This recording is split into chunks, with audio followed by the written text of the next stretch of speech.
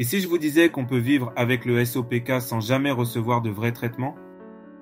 Que des milliers de femmes vivent au quotidien avec des symptômes handicapants, sans solution durable.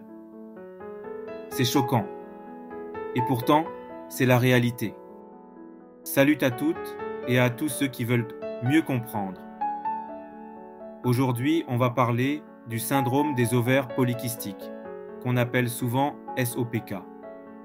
C'est une condition hormonale très fréquente. Une femme sur 10 en serait atteinte. Et pourtant, beaucoup restent sans réponse, sans diagnostic clair et surtout sans traitement adapté.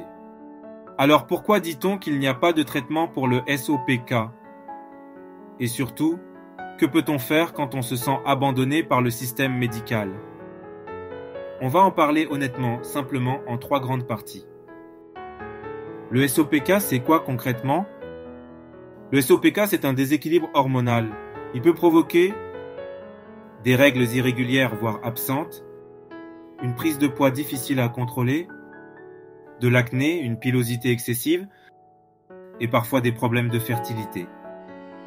Et non, on n'a pas forcément des kystes sur les ovaires, malgré le nom.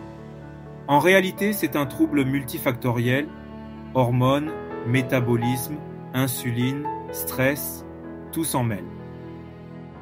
Prenons un exemple, celui de Marie, 28 ans, qui ne comprenait pas pourquoi elle n'avait ses règles que 2 fois par an. Son médecin a mis 5 ans à lui poser le bon diagnostic.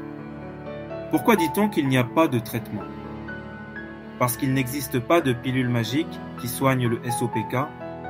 Ce qu'on propose souvent, c'est la pilule contraceptive pour réguler les règles, des traitements pour l'acné ou la pilosité, ou encore des inducteurs d'ovulation si on veut tomber enceinte. Mais ça, ce sont des traitements symptomatiques. On ne s'attaque pas à la racine du problème. Et surtout, beaucoup de femmes arrêtent ces traitements parce qu'ils ne leur conviennent pas ou qu'ils entraînent des effets secondaires. Prenons l'exemple de Sarah, 32 ans, qui a pris la pilule pendant 10 ans. Quand elle l'a arrêtée pour avoir un enfant, ses symptômes sont revenus en pire. Elle s'est sentie trahie par son propre corps et incomprise par les médecins. Alors, que faire? Y a-t-il de l'espoir? Oui, il y a de l'espoir. Mais il faut changer de vision.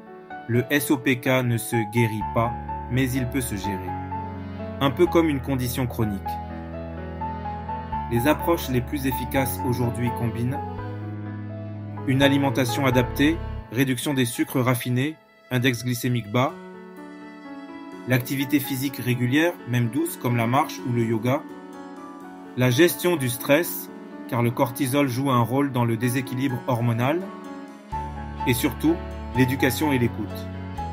Léa a radicalement amélioré ses symptômes en adaptant son alimentation et en ajoutant du yoga et de la méditation dans sa routine. Elle n'a pas guéri du SOPK, mais elle a retrouvé une qualité de vie qu'elle croyait perdue. Le SOPK, c'est dur, c'est complexe, et souvent mal compris. Mais vous n'êtes pas seul. Il n'y a peut-être pas de traitement miracle aujourd'hui, mais il y a des voies possibles, des communautés solidaires, des professionnels à l'écoute et beaucoup d'espoir. Alors si cette vidéo vous a parlé, likez, partagez et surtout, parlez-en. Avec vos proches, avec votre médecin, avec d'autres femmes, ensemble, on peut faire bouger les choses. Et vous, quelle a été votre expérience avec le SOPK? Mettez-le en commentaire. À très vite pour une nouvelle vidéo.